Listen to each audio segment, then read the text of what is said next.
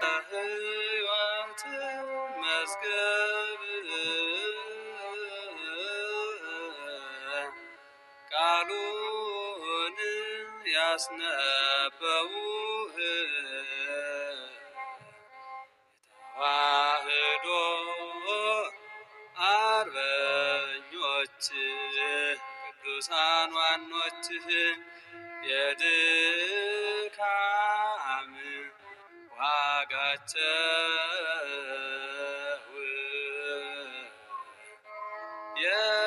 የእምነታቸው ፍሬ ያማረ ነውና ምሰላቸው ዛሬ። በስመ አብ ወወልድ ወመንፈስ ቅዱስ አሐዱ አምላክ። አመ ዕስራ ወሰሙኑ ለየካቲት በዛቲ ዕለት ኮነ ሰማዕተ ቅዱስ ቴዎድሮስ ሮማዊ። አንድ አምላክ በሆነ በአብ በወልድ በመንፈስ ቅዱስ ስም የካቲት 28 በዚችም ዕለት በነገሥታት መክሲሞስና መክስሚያኖስ ዘመን ሮማዊ ቅዱስ ቴዎድሮስ በሰማዕትነት አረፈ። እርሱም ከእስያ አውራጃ አስጤር ከሚባል አገር ነው። ይህንንም ቅዱስ በነገሥታት ዘንድ አማልክትን በማምለክ እርሱ እንደማይስማማ ወነጀሉት። በዚያን ጊዜ አስጠርተው ለአማልክት ለምን አትሰግድም አሉት።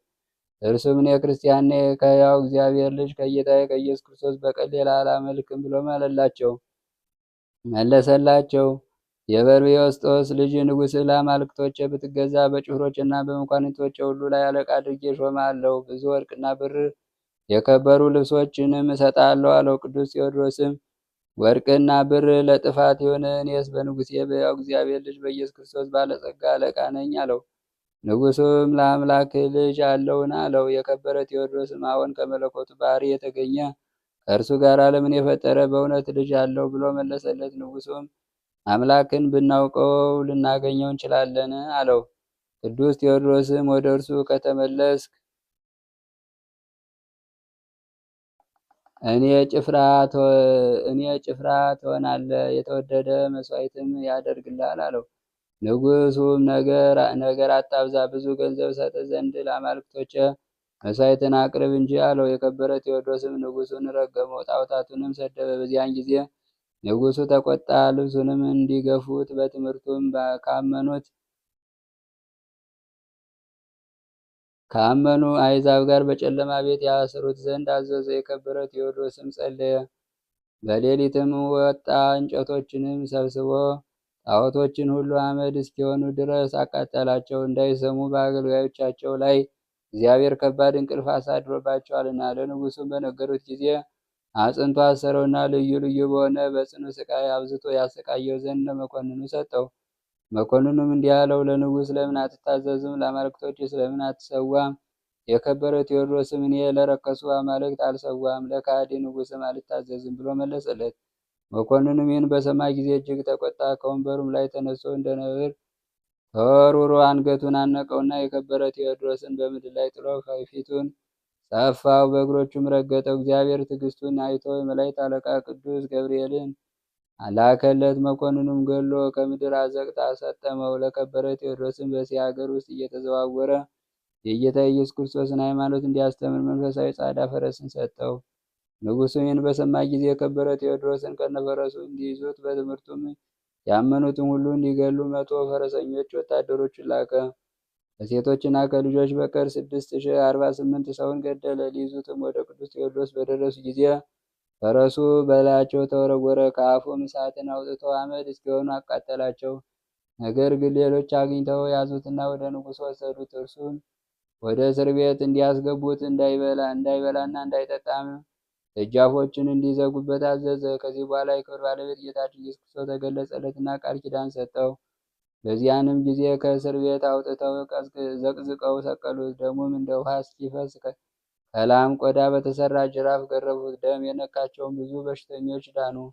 አምራቱንም ያዩና የሰሙ በጌታችን አመኑ። በዚህንም ቀን 148 ሰዎች ተገደሉ። ይህም የተገደሉትን ሰማዕታት ወደ እሳት ማንደጃ ውስጥ ከእርሱ ጋር ጨመሯቸው። በዚያም ጊዜ ነፋስ ነፈሰ፣ መብረቅና ነጎድጓዳም ሆነ። እሳቱም አቀዝቅዞት የከበረ ቴዎድሮስም ምንም ሳይነካው ከእሳት ውስጥ ወጣ። ከዚህም በኋላ ንጉሡ የሚያደርግበትን ባጣ ጊዜ 54 ልጥር የሚመዝን ልጓም አምጥተው አፉን እንዲለጉሙት እግሮቹንና እጆቹን በጭንካር ቸንክረው ለአንበሳ እንዲጥሉ ታዘዘ። አንበሳውም እንባውን እያንጠበጠበ እንደ ሰው አለቀሰለት እንጂ ምንም አልነካውም። ጌታችንም ተገለጠለትና ስሙን ለሚጠራ መታሰቢያውን ለሚያደርግ ገድሉን ለሚጽፍ ዕድል ፈንታው ከእርሱ ጋር በመንግሥተ ሰማያት ያደርግ ዘንድ ቃል ኪዳን ሰጠው። ከዚህ በኋላ የ200 ሰዎች ሸክም እንጨት፣ 100 ልጥረ ባሩድ፣ 100 ልጥረ የዶር ማል፣ 100 ልጥረ ናስ አመጡ። ከማንደጃውም ጨምረው እጅግ እስከሚግል አነደዱ። ጸሎቱንም ከፈጸሙ በኋላ ቅዱስ ቴዎድሮስን ወደ ነደደው እሳት ወረወሩት። ምስክርነቱን ፈጸመ። የመላእክት አለቆች ሚካኤልና ገብርኤልም ነፍሱን ተቀበሉ። በሦስት አክሊላትም አቀዳጁት። ሥጋውንም አውሳብያ የተባለች የመኮንኑ ሚስት ወሰደች። ዋጋው ብዙ በሆነ ሽቱም ገነዘችውና ወደ ገላትያ ወሰደችው። በእብነ በረድም ሳጥንም አድርጋ በዚያ ቀበረችው። ቤተ ክርስቲያንንም ሰራችለት። ከሥጋውም ታላቆች ድንቆች ታምራች ተገለጹ። ለዚያ ምስጋና ሆነ። እኛንም በጸሎት ይማረን፣ በረከቱ ከእኛ ጋር ትኑር ለዘላለሙ አሜን። ሰላም ለከ ቴዎድሮስ ፈለጋ ለማየ ሃይማኖትን በለንትጋ እንዳይ ኤልያስ ለቤተ አካብ ዘለፌ ህጋ ከማካልወ ድምኡ ጸጋ መንፈሳዊ የፈረሰ ዘተጽዕነ በስጋ። በዚህችም ቀን የቅዱስ ቴዎድሮስ ማህበር የሆኑ 6314 ሰዎች በሰማዕትነት ሞቱ። በረከታቸው ከእኛ ጋር ትኑር ለዘላለሙ። ለእግዚአብሔር ምስጋና ይሁን አሜን። ሰላም ለክሙ አማት ስሳ ወበበ 1030 ማይበራነ ቴዎድሮስ ማር መኩሴ ቴዎድሮስ ጓላ አንበሳ ምሩ ትክሙ በአሰሳ ታናስዩ ሊተ ክቡደ አበሳ። በስመ አብ ወወልድ ወመንፈስ ቅዱስ አሐዱ አምላክ አመ ዕስራ ወተስዑ ለየካቲት በዛቲ ዕለት ተስካረ በዓለ ልደቱ ለመድኃኒነ ኢየሱስ ክርስቶስ። በዛቲ ዕለት ኮነ ሰማዕተ ቅዱስ ቢላክርዮስ ኤጲስቆጶስ ዘሀገረ አርሞኒ።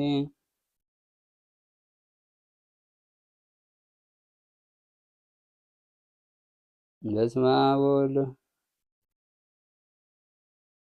ዘአቅረብኩ ማሕሌተ አዘኪርያ ለፈምለተ ጸምዱ ከዘልፈ ለላ ነብተው ከዘንዴቴ መጻፈን ተረሰይ ከዚዮ ጸሪቀ መበለት ውቁፈ ምላውላን ዘተርፈ ነቢያት ቅዱሳን ሐዋርያት ሰባክያን ሰማዕታት ጻድቃን ደናግል መነኮሳት ኢራን ባርኩ ጉባኤ ዛቲ መካነ እስካረ ገብሊ ኮነ ስጻን ለዘ ጻፎ በክርታስ ወለዛ ጻፎን ዘሄደስ ለዛን ወሎ ዘተርጉመ በልሳን አዲስ ወለዘ ዘማ ቃሎ በዝነ መንፈስ በጸሎተሙ ማርያም አራቂተ ሁሉም ባይ ዙረ የማረነ ኢየሱስ ክርስቶስ በቅዱሳን በረከት ረድኤት በረከት ይክፈለን። ሰላም ቀን ያውለን።